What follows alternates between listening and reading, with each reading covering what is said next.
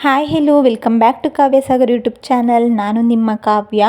ಈ ವ್ಲಾಗ್ ಅತ್ತೆ ಮನೇಲೇನೆ 2ನೇ ದಿನದ ವ್ಲಾಗ್ ಆಗಿರುತ್ತೆ. ನಾನು ಒಂದು 7 ಗಂಟೆ ಅಥವಾ 7:15ಗೇನೋ ಎದ್ದೆ. ಆದರೂ ಕೂಡ ನೋಡಿ ಮಂಜು ಇನ್ನೂ ಇದೆ. ಎಷ್ಟು ಚೆನ್ನಾಗಿ ಕಾಣಿಸ್ತಿದೆ ಅಂತ. ಸುತ್ತ ಫುಲ್ಲು ವೈಟ್ ಕಾಣಿಸ್ತಿದೆ. ದೂರದಲ್ಲಿರೋದು ಏನೂ ಕೂಡ ಕಾಣಿಸ್ತಾ ಇಲ್ಲ. ಹಾಗೆ ಹಕ್ಕಿಗಳ ಸೌಂಡು, ನವಿಲ್ ಸೌಂಡು ಇದನ್ನೆಲ್ಲ ಕೇಳಿಸ್ಕೊಳ್ಳೋದೇ ಒಂಥರ ಚಂದ. ಅದಕ್ಕೆ ಇದನ್ನು ಹಳ್ಳಿ ಅಂತ ಹೇಳೋದು. ನಾವು ತೋಟದ ಮನೇಲಿ ಇರೋದ್ರಿಂದ ನಮಗೆ ಜಾಸ್ತಿ ಜನಗಳ ಸೌಂಡ್ ಏನು ಕೇಳಿಸಲ್ಲ. ಬರೀ ಪ್ರಾಣಿಗಳ ಸೌಂಡು ಮತ್ತು ಹಕ್ಕಿಗಳ ಸೌಂಡೇ ಕೇಳಿಸುತ್ತೆ. ಅದನ್ನು ಕೇಳೋದಕ್ಕೆ ಒಂಥರ ತುಂಬ ಚೆನ್ನಾಗಿರುತ್ತೆ. ನಾನು ಬೆಂಗಳೂರಲ್ಲಿರಲಿ ಅಥವಾ ಊರಲ್ಲಿರಲಿ, ನಾನು ಎದ್ದ ತಕ್ಷಣ ಮೊದಲು ಮಾಡೋ ಕೆಲಸ ಕಾಫಿನ ಇಡೋದು. ಕಾಫಿ ಅಥವಾ ಟೀ ಏನಾದರೂ ಇಟ್ಕೊಂಡು ಕುಡಿಯೋದು. ನಿಜವಾಗ್ಲೂ ಕೂಡ ಈ ವೆದರಲ್ಲಿ ಈ ಥರ ನೇಚರ್ನ ನೋಡಿಕೊಂಡು ಕಾಫಿ ಕುಡಿಯೋದು ತುಂಬಾ ಚೆನ್ನಾಗಿರುತ್ತೆ. ಆ ಥರ ಇರೋದಕ್ಕೆ ನಂಗೆ ತುಂಬ ಇಷ್ಟ ಆಗುತ್ತೆ. ಹಳ್ಳಿಲೇ ಇದ್ಬಿಡಬೇಕು ಅಂತ ಕೂಡ ಅನಿಸುತ್ತೆ. ನಮ್ಮ ಮನೇಲಿ ಅತ್ತೆ ಮೊದಲು ಎದ್ದೊಂಡಿರ್ತಾರೆ, ಆಮೇಲೆ ನಾನು ಎದ್ದೊಳ್ತೀನಿ. ನಾವಿಬ್ಬರು ಕೂಡ ಮೊದಲು ಕಾಫಿನ ಕುಡಿದ್ಬಿಡ್ತೀವಿ, ಆಮೇಲೆ ಬೇರೆಯವರಿಗೆ ಕಾಫಿನ ಮಾಡಿಕೊಡ್ತೀವಿ. ಕಾಫಿನ ಕುಡಿದು ಮುಗಿಸಿ ಬಾವಂಗೆ ತಿಂಡಿನ ಮಾಡಿದೆ. ಬಾವ ತಿಂಡಿ ತಿಂದ್ಕೊಂಡು ಆಫೀಸ್ಗೆ ಹೋದ್ಮೇಲೆ ಬೇರೆ ಕೆಲಸ ಮಾಡ್ಕೊಳ್ಳೋಣ ಅಂದ್ಕೊಂಡೆ.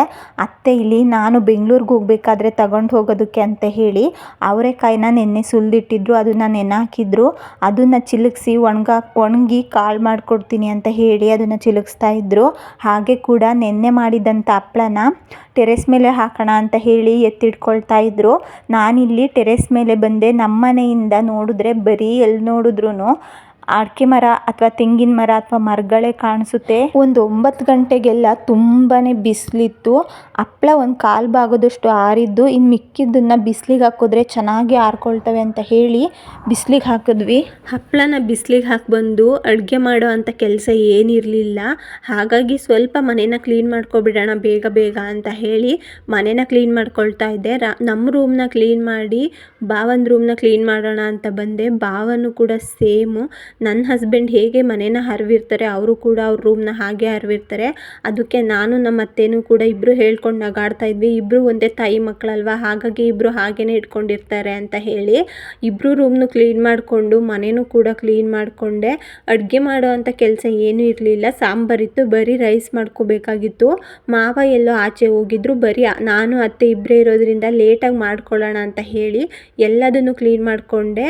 ಬಟ್ಟೆನ ವಾಷಿಂಗ್ ಮಿಷಿನ್ಗೆ ಹಾಕಿದ್ದೆ, ಬಟ್ ಕರೆಂಟ್ ಇರಲಿಲ್ಲ. ಹಾಗಾಗಿ ಮಿಷಿನಲ್ಲೇ ಬಿಟ್ಟಿದ್ದೀನಿ. ನಮಗೆ ಊರಲ್ಲಿದ್ದಾಗ ಬಟ್ಟೆ ತೊಳೆಯೋದೊಂದು ಕೆಲಸ ಇಲ್ಲ ಅಂದಾಗ ಎಷ್ಟೋ ಕೆಲಸ ಇಲ್ಲ ಅಂದಂಗೆ ತುಂಬ ಬೇಗನೆ ಕೆಲಸ ಮುಗಿದ್ಬಿಡುತ್ತೆ. ಆದರೆ ಬಟ್ಟೆ ತೊಳೆಯೋದಿದ್ರೆ ಇಡೀ ದಿನ ಎಲ್ಲ ಬಟ್ಟೆ ತೊಳೆಯೋದೇ ಆಗುತ್ತೆ.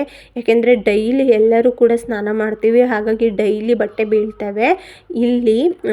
ಇಲ್ಲಿ ನಮ್ಮ ಪಕ್ಕದ ಹೊಲದಲ್ಲಿ ಕುರಿನ ನಿಲ್ಲಿಸಿದ್ರು. ತಾತ ಬಂದು ಏನೇನೋ ಹೇಳ್ತಾ ಇದ್ರು. ಅತ್ತೆ ನನಗೆ ಬೆಂಗಳೂರಿಗೆ ತಗೊಂಡೋಗೋದಕ್ಕೆ ಅಂತ ಹೇಳಿ ಮನೇಲೇ ಬೆಳೆದಂಥ ತಡ್ನಿಕಾಳಿತ್ತು. ಅದನ್ನು ಕಲ್ಲೆಲ್ಲ ಆಯ್ದು ಅದನ್ನು ಮರದಲ್ಲಿ ಕೇರಿ ನೀಟಾಗಿ ಹದ ಮಾಡಿ ನನಗೆ ಕೊಡ್ತಾ ಇದ್ದಾರೆ.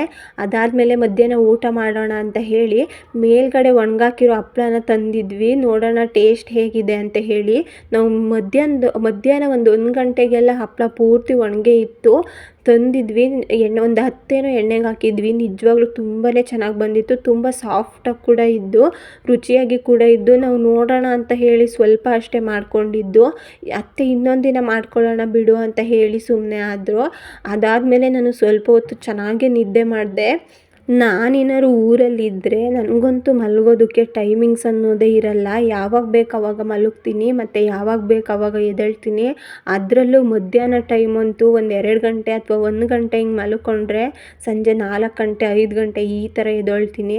ಇವಾಗಲೂ ಅಷ್ಟೇ ಮಲಗಿದ್ದೆ. ಅತ್ತೆ ಬಾಯಿಲಿ ನಿನಗೆ ತುಂಬ ದಿನ ಆಯಿತು ಎಣ್ಣೆ ಹಚ್ಚಿ ತಲೆಯೆಲ್ಲ ರಫ್ ಆಗಿದೆ ಅಂತ ಹೇಳಿ ಕರೆದು ಎಬ್ರಿಸ್ಕೊಬಂದು ಎಣ್ಣೆನ ಹಚ್ಚುತ್ತಾ ಇದ್ದಾರೆ. ನನಗೆ ಲಾಂಗ್ ಹೇರ್ ಇರೋದ್ರಿಂದ ಅತ್ತೆಗೆ ಸ್ವಲ್ಪ ಜಾಸ್ತಿ ಇಷ್ಟ ಆಗುತ್ತೆ. ಬಟ್ ಆದರೆ ಇವಾಗ ನನಗೆ ಸ್ವಲ್ಪ ಜಾಸ್ತಿ ಏರ್ ಫಾಲ್ ಆಗ್ತಿದೆ. ಹಾಗಾಗಿ ನಾನು ಕೂದಲನ್ನ ಕಟ್ ಮಾಡಿಸೋಣ ಅಂದ್ಕೊಂಡಿದ್ದೆ. ಆದರೆ ಅತ್ತೆ ಬೇಡ, ಕಟ್ ಮಾಡಿಸ್ಬೇಡ, ಹೀಗೆ ಇರಲಿ ಅಂತ ಹೇಳ್ತಿದ್ದಾರೆ. ಅದಕ್ಕೋಸ್ಕರ ಕಟ್ ಮಾಡಿಸ್ತಲೇ ಹಾಗೆ ಬಿಟ್ಕೊಂಡಿದ್ದೀನಿ. ನನಗೆ ಅತ್ತೆ ಕೈಲಿ ಎಣ್ಣೆ ಹಚ್ಚಿಸ್ಕೊಳ್ಳೋದು ಅಂದರೆ ತುಂಬ ಇಷ್ಟ. ಯಾಕೆ ಅಂದರೆ ತುಂಬ ಚೆನ್ನಾಗಿ ಎಣ್ಣೆ ಹಚ್ಚುತ್ತಾರೆ, ತಲೆ ತುಂಬ ಹಚ್ಚುತ್ತಾರೆ. ಅವ್ರು ಹಚ್ಚಿದ್ರೆ ಎಣ್ಣೆನ ತಲೆನೇ ಒಂಥರ ತಣ್ಣ ಆಗುತ್ತೆ. ಅದಕ್ಕೆ ತುಂಬ ಇಷ್ಟ.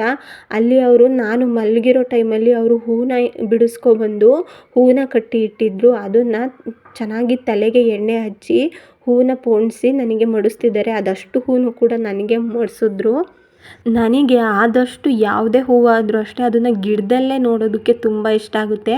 ನೋಡೋದಕ್ಕೂ ಒಂಥರ ಚೆನ್ನಾಗಿ ಕಾಣ್ತಾ ಇರುತ್ತೆ. ಅದನ್ನು ಕಿತ್ತು ಅಥವಾ ಪೋಣಿಸಿ ಮಡ್ಕೋಬೇಕು ಅನ್ನೋದೇನಿರಲ್ಲ. ಆದರೆ ನಾನು ಊರಿಗೆ ಹೋದಾಗಲೆಲ್ಲ ಅತ್ತೆ ಗಿಡದಿಂದ ಹೂವನ್ನ ಕಿತ್ತು ಯಾವಾಗಲೂ ಇದೇ ಥರ ಪೋಣಿಸ್ಕೊಡ್ತಾರೆ. ನಮ್ಮನೇಲಿ ಕನಕಾಂಬ್ರ ಹೂವು ತುಂಬಾ ಬಿಟ್ಟಿದ್ದು. ಈ ಬಿಸಿಲಿಗೆ ಅದೊಂಥರ ಬೇಗನೆ ಬಾಡಿ ಹೋಗ್ತವೆ, ಇರೋದಿಲ್ಲ. ಹಾಗಾಗಿ ನಾವು ಗಿಡದಲ್ಲೇ ಬಿಟ್ಟಿದ್ದು ಎತ್ಕೊಂಡಿರಲಿಲ್ಲ. ಅದನ್ನು ಎತ್ತಬೇಕು ಅಂದರೆ ನಿಜವಾಗ್ಲೂ 1 ಅವರ್ ಟೈಮ್ ಬೇಕು. ಏಕೆಂದರೆ ಬೇಗ ಎತ್ತೋದಕ್ಕೂ ಕೂಡ ಆಗಲ್ಲ, ಬೇಗ ಹರ್ಕೊಬಿಡ್ತವೆ. ಹಾಗಾಗಿ ಗಿಡದಲ್ಲೇ ಬಿಟ್ಟಿದ್ದು. ನಮಗೆ ಜಾಗ ಇಲ್ಲದೆ ಇರೋ ಕಾರಣ ಸ್ವಲ್ಪ ಗಿಡಗಳನ್ನ ಅಷ್ಟೇ ಹಾಕ್ಕೊಂಡಿದ್ದೀವಿ. ಅಲ್ಲಲ್ಲೇ ಗುಲಾಬಿ ಗಿಡಗಳು ಅಥವಾ ದಾಸವಾಳ ಗಿಡಗಳು ಅಥವಾ ಈ ಥರ ಕನಕಾಂಬ್ರ, ಮಲ್ಲಿಗೆ ಈ ಥರದ್ದನ್ನು ಕೂಡ ಹಾಕ್ಕೊಂಡಿದ್ದೀವಿ. ಇಲ್ಲಿ ಮಾವ ನಮ್ಮನೇಲಿ ಆಲ್ರೆಡಿ ಒಂದು ನಾಯಿ ಇತ್ತು. ಆದರೂ ಕೂಡ ನಿನ್ನೆ ಇನ್ನೊಂದು ನಾಯಿನ ತಂದಿದ್ರು. ಅದು ನಿನ್ನೆ ಎಲ್ಲ ತುಂಬಾ ಬೊಗಳುತ್ತಿತ್ತು, ಬಟ್ ಇವತ್ತು ತುಂಬ ಆ್ಯಕ್ಟಿವ್ ಆಗಿತ್ತು. ನನಗೆ ಒಡೆಯೋದು ಹುಟ್ಟಿ ಕಿತಾಪತಿ ನೀನು ಅಂತವ ನಾಗಂಟಿ ತಲೇನಿ ಅವಳಿ ಜಾಸ್ತಿ ಮುಡಿಸ್ಬಿಟ್ಟು ಸಾಕು ಪರಿಚಯ ಬರ್ತೈತಿ. ನಾನು ಸಖತ್ ಆಸೆ ಪಡುವೆ.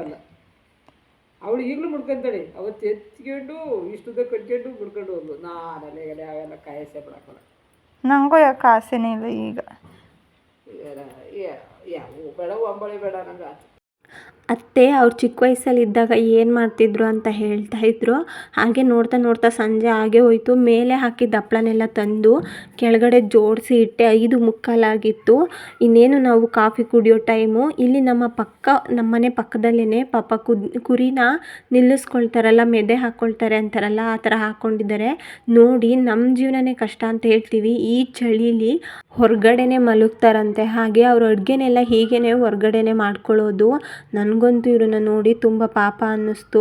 ಬಟ್ ಆದರೆ ಇವರು ನಮಗಿಂತ ರಿಚ್ ಇದ್ದಾರೆ. ಅವ್ರ ಹತ್ರ 2,000 ಏನೋ ಕುರಿಗಳಿದಾವಂತೆ. ಹಾಗೆ ಊರಲ್ಲಿ ತುಂಬಾ ರಿಚ್ ಇದ್ದಾರಂತೆ. ಬಟ್ ಆದರೆ ಇವರು ಕೆಲಸನೇ ಇದು, ಬಿಡೋದಕ್ಕಾಗಲ್ಲ ಅಂತ ಹೇಳಿ ಈ ಕೆಲಸನ ಮಾಡ್ತಿದ್ದಾರೆ ಅಷ್ಟೇ. ಹಾಗೆ ಮನೆಗೆ ಹೋಗಿ ಕಾಫಿ ಕುಡಿದು ಇವತ್ತಿನ ವ್ಲಾಗ್ನ ಇಲ್ಲಿಗೆ ಎಂಡ್ ಮಾಡ್ತಾ ಇದ್ದೀನಿ. ಈ ವ್ಲಾಗ್ ನಿಮಗೆ ಇಷ್ಟ ಆಗಿದ್ದರೆ ದಯವಿಟ್ಟು ಲೈಕ್ ಮಾಡಿ, ಶೇರ್ ಮಾಡಿ, ಕಮೆಂಟ್ ಮಾಡಿ. ಹಾಗೆ ನನ್ನ ಪೇಜ್ನ ಸಬ್ಸ್ಕ್ರೈಬ್ ಮಾಡಿ. Thank you all. Lots of love.